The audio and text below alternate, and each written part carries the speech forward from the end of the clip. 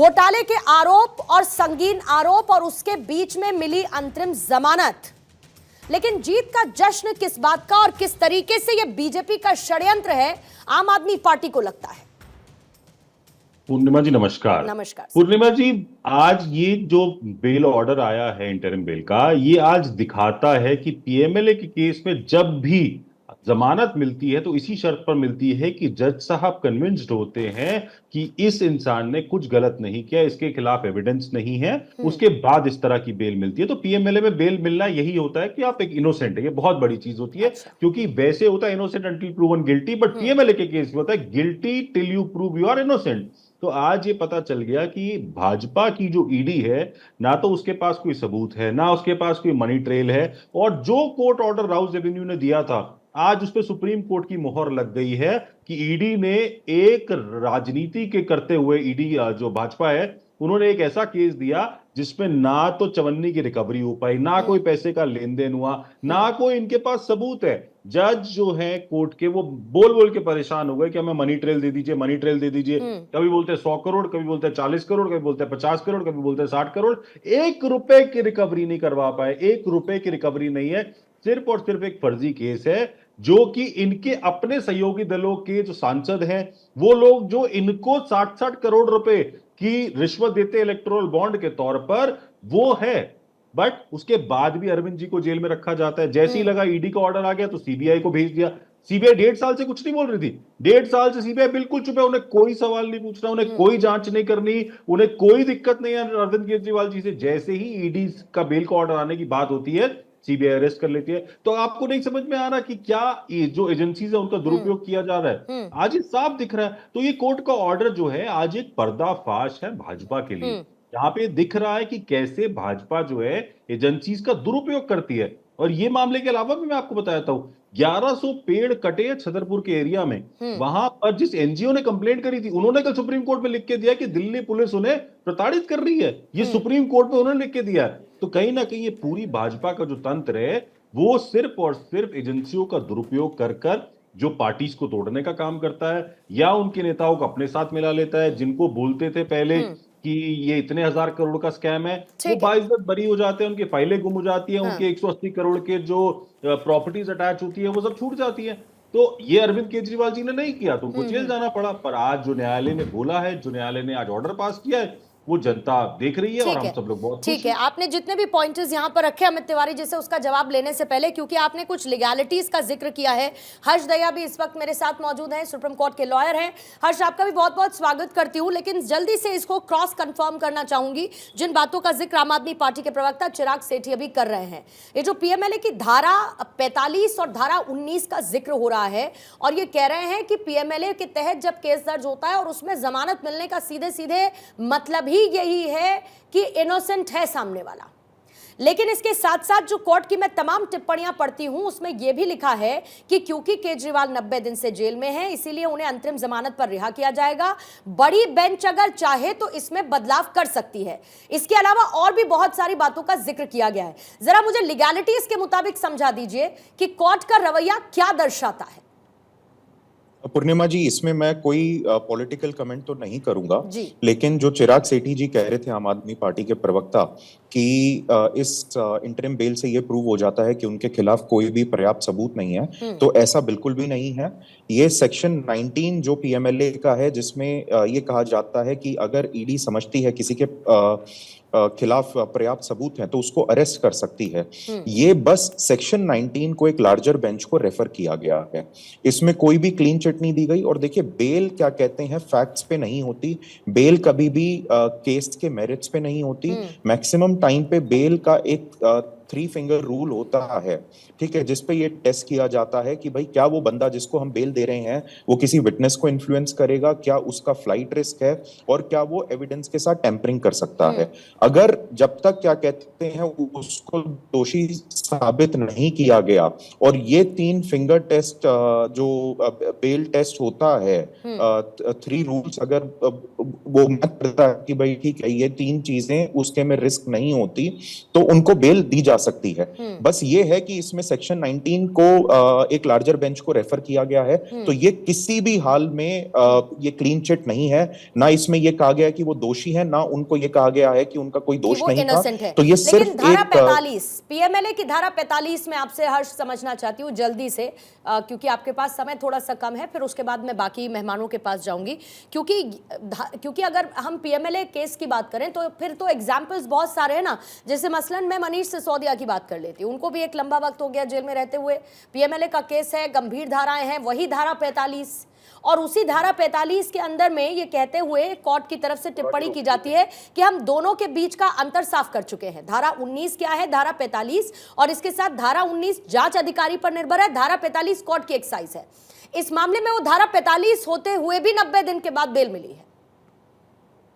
देखिए, ये एक केस थोड़ा यूनिक इसलिए है क्योंकि जो केजरीवाल जी हैं वो दिल्ली के चीफ मिनिस्टर हैं। जैसे कि हमने देखा सुरेन जी के केस में भी उनको भी कोर्ट ने बेल दी है। धारा 45 कहती है कि बेल के टाइम पे जो ईडी का पक्ष है उसको ज्यादा तवज्जो दी जाएगी, उसको ज्यादा प्रेफरेंस दी जाएगी वाइल गिविंग बेल। तो पर ये है कि देखिए कुछ सिविल लिबर्टीज होती हैं and he is chief minister of Delhi, तो डेफिनेटली उस चीज को प्रेफरेंस मिल रही है और कोर्ट ने काफी सारी चीजों को कंसिडर किया है।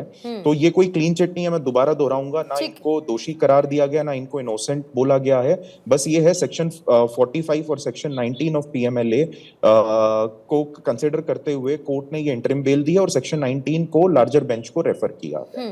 ठीक है हर्ष, थैंक यू सो मच हर्ष, आपने हमें ज्वाइन इन किया, और क्योंकि लीगैलिटी समझनी बहुत ज़्यादा ज़रूरी थी।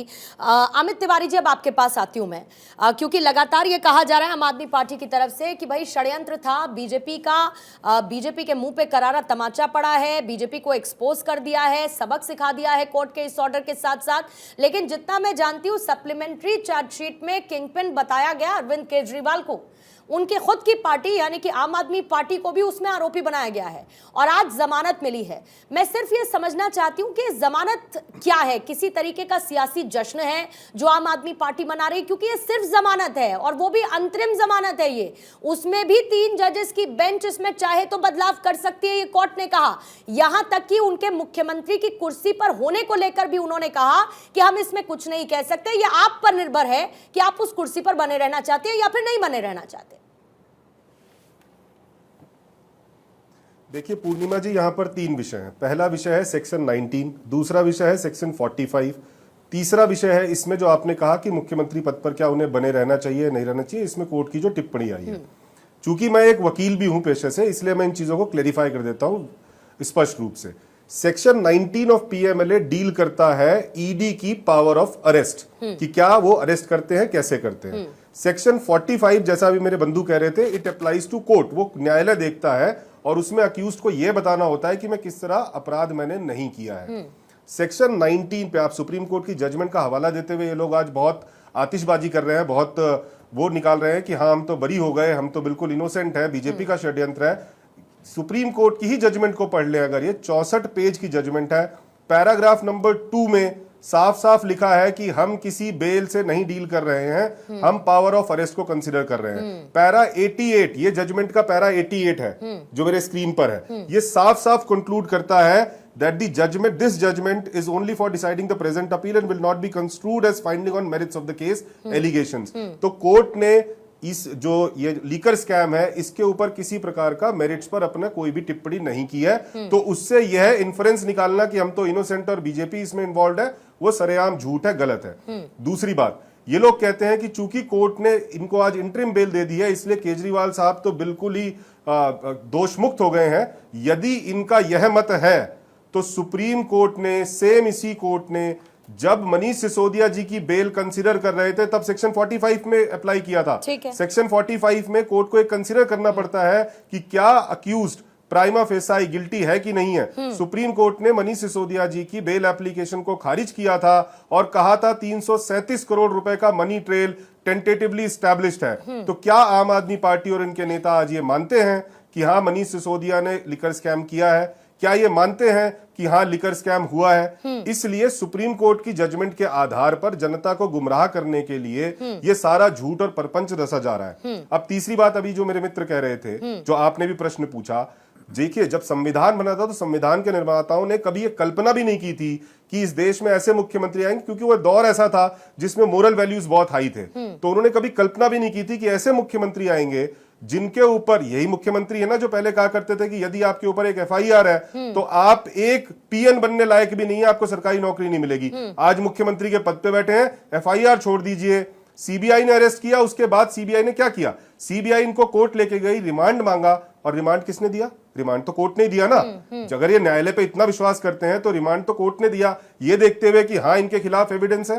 पर आज इनके ऊपर एफआईआर है, ये कस्टडी में है, उसके बावजूद मैं पद का इस्तीफा नहीं दूंगा। तो जो संविधान निर्माताओं ने कभी ये कल्पना नहीं की थी कि इस प्रकार का व्यक्ति भी आएगा, और ऐसा कोई प्रोविजन ना कॉन्स्टिट्यूशन में ना रिप्रेजेंटेशन ऑफ पीपल एक्ट में है कि सुप्रीम कोर्ट डायरेक्ट करे कि हाँ आप अपना पद छोड़ दीजिए। बने रहते हैं या नहीं बने रहते हैं, ये तो इन्हीं का फैसला है सीधे तौर पर कि वो बने रहते हैं या वो नहीं बने रहते हैं। इसीलिए मैं उसी पॉइंट पे आ रहा था, इसीलिए आज माननीय सुप्रीम कोर्ट ने स्पष्ट रूप से कहा कि ये डिसीजन अरविंद केजरीवाल जी को लेना है कि क्या वो पद पे रहना चाहते हैं नहीं रहना चाहते, क्योंकि जिस प्रकार की कंडीशंस लगाई हैं कि ना आप कार्यालय जा सकते हैं, ना आप सचिवालय जा सकते हैं, बताइए दिल्ली की जनता का काम कैसे होगा? बताएं मुख्यमंत्री की या उनकी पार्टी के दल के बाकी नेता कि यदि फाइलों पे मुख्यमंत्री के साइन नहीं होंगे तो दिल्ली सरकार चलेगी कैसे? तो आज ना दिल्ली की चिंता है, ना दिल्ली के देश नागरिकों की चिंता है, चिंता सिर्फ अपने पद की है कि कहीं मेरा पद ना चला जाए। इसीलिए माननीय सुप्रीम कोर्ट ने ये अपेक्षा की और उन्होंने कहा कि केजरीवाल साहब का स्वयं का निर्णय है, या पहले हाईकोर्ट भी कह चुका है कि एग्जीक्यूटिव का निर्णय होता है, हम इसमें हस्तक्षेप नहीं करेंगे।